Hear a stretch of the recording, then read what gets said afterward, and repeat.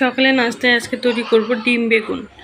সেটার জন্য ডিমটাকে 2টা ডিম নিয়ে সেটাকে ফেটে নিতে হবে। তারপর বেগুনটাকে গোল গোল করে কেটে নিতে হবে।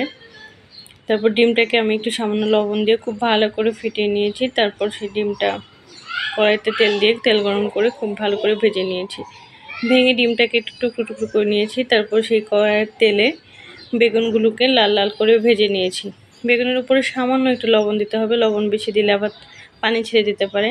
তারপর সেই কড়াইতেই আবার যে তেলে রসুনটাকে ভালো করে ভেজে কাঁচামরিচ দিয়ে সেখানে আমি সেই ভাজা ডিম আর বেগুন দিয়ে দিয়েছি। তারপর এখানে দিয়ে দিয়েছি সয়া সস, টমেটো সস, আর দিয়ে দিয়েছি এক চা চামচের মতো চিকেন পাউডার।